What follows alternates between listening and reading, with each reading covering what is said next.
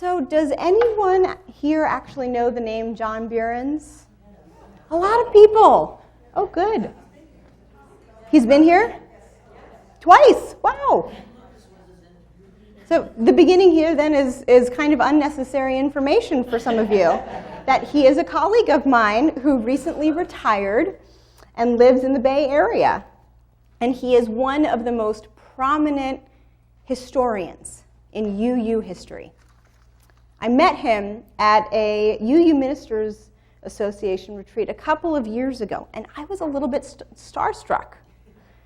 I decided not to advertise that I'd read several of his books, since that really wasn't newsworthy and particularly professional.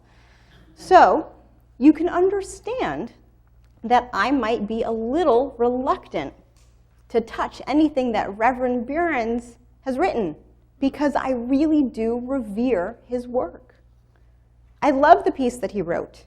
So much of it resonates with me, especially the idea that we all come to minister to others, because I see so much of that here. Service is part of the DNA of UUCiL, especially service to this congregation. And yet, there's something about the way that it's framed that feels like it leaves out a huge portion of people that I think might need the blessing more.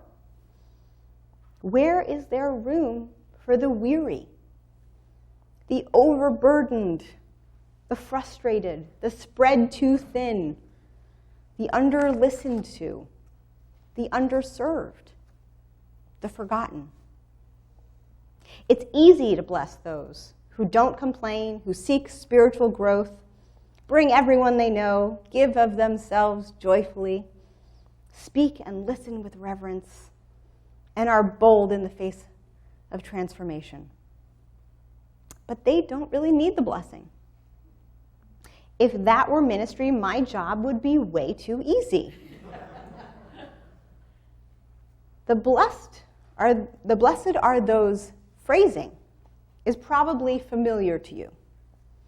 Behrens is giving his take on the Beatitudes from the New Testament.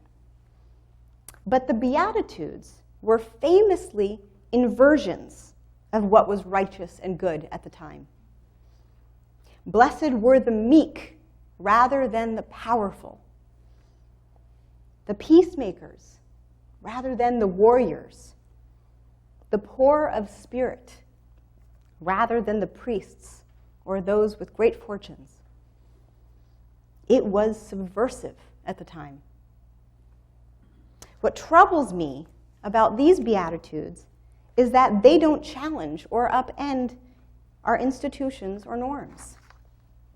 It's more of a prayer for our institutions to run smoothly, which, believe me, I understand. I want them to run smoothly too. But as Beatitudes, they miss the point. From my perspective, the people that are blessed are not those who make my job easier, but those who make my job harder. Those who challenge me and all of us to reconsider ministry, because in its current iteration, it isn't feeding everyone. So I wrote my own little inversion, because in my book, blessed are the exhausted volunteers doing their damnedest to keep ministries afloat. And blessed are the members who grudgingly agreed to stay with a committee because no one else would step forward. As much as we would like to believe that ministry is a fulfilling service all of the time, it's not. Service takes work. It's a labor of love, to be sure, but a labor nonetheless. And with the amount of extraordinary ministries and committees we have going on at UUCiL, we are spread too thin. This is probably the most common issue for a congregation our size. The programming that you need to support a church our size, combined with the reality that we essentially have 3 official church employees, means that an inordinate amount falls to the 130-something members to keep ministries going.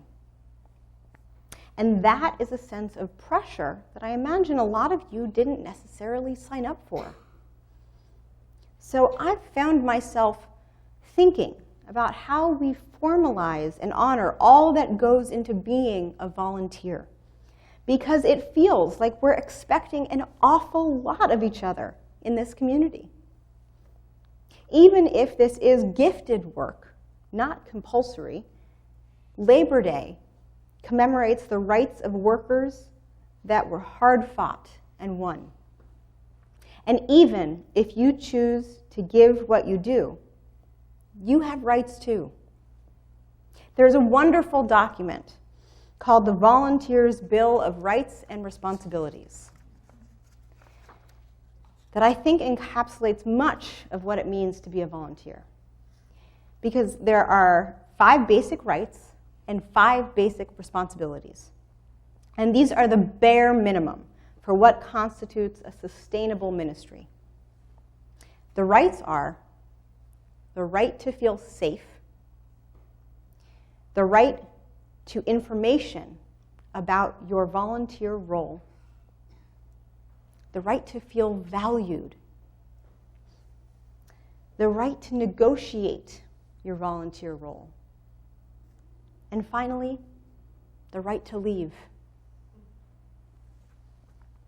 The responsibilities are the responsibility to communicate your needs, the responsibility to follow through on your obligations, the responsibility to not promise what you can't deliver, the responsibility to honor the organization's investment in you, and perhaps most importantly, the responsibility to take care of yourself. I find these to be such helpful guides. And yet, I think they're missing the spiritual component that makes volunteering more than just sustainable in a church. I want volunteering to be something that transforms lives and actually creates more investment and passion in our community. When I first moved to California, I worked for a recovery organization called Recovery Cafe as the volunteer coordinator. Now, this was a startup organization in its first year officially operating. So you can imagine we were very reliant on volunteers. Most of our volunteers were very carefully trained in how to work with people who were homeless, struggled with addiction, mental health issues, but volunteering was really the core of Recovery Cafe's identity, because we tried not to separate the volunteers from the members. The whole vision was that we served vulnerable communities best through a model of fellowship. And one of the ways that we reiterated this idea was that we asked for people to sign up for cleaning responsibilities at the end of the day. About 8 people. Each person would take a task. Staff members, volunteers, and members were all called upon to do the cleaning. But one of the members who was there every day, Andre, he mopped the floors every single day. It got to a point where we felt like we needed to step in and tell him to let somebody else do it because we didn't want him to burn out. But when I talked to him about it, he told me it wasn't just a chore to him. He'd been looking for grandiose ideas and inventions for years to bring him out of poverty.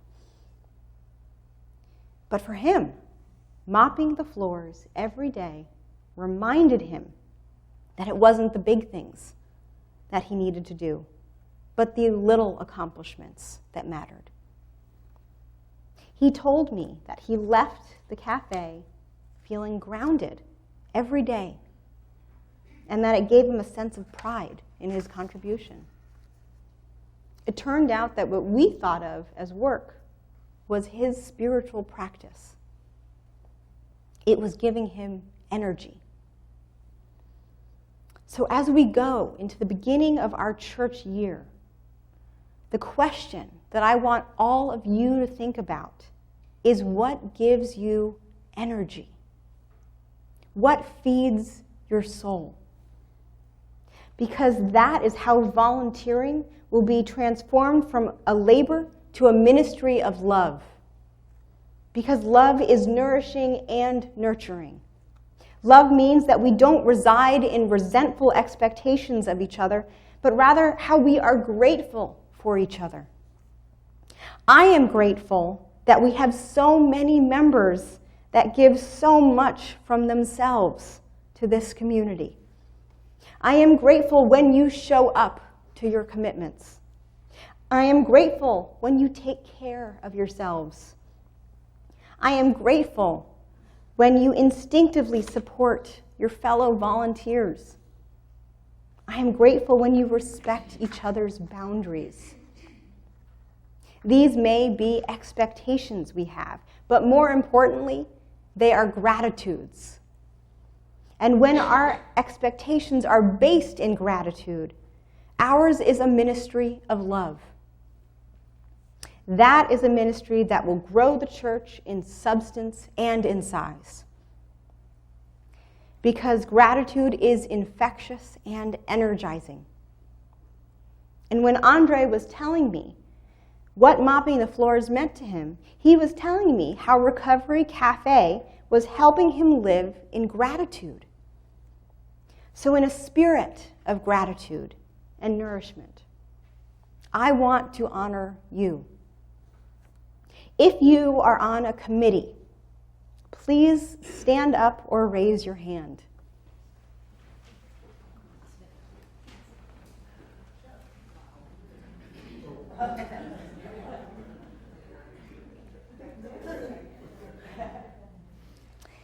If you are on 2 committees, please stay standing or raise your hand.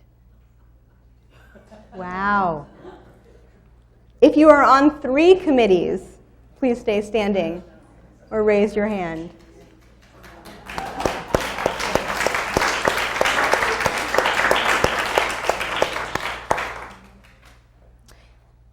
If you are an office associate, please stand or raise your hand. If you are on the board,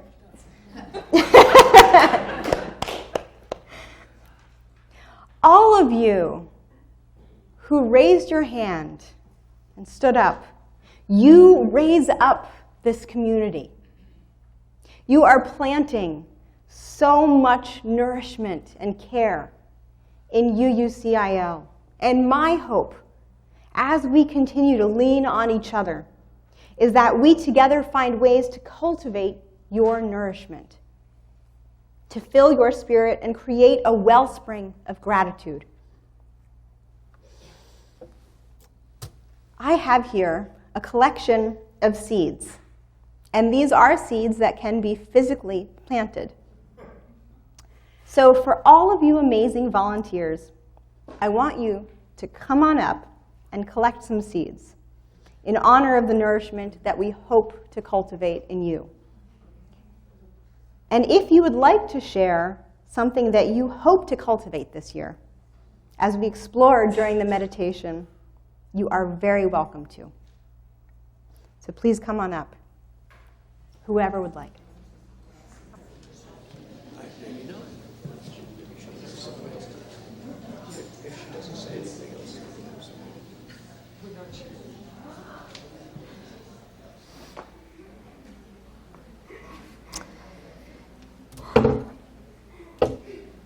So please join me in giving our volunteers, all of you, a round of applause.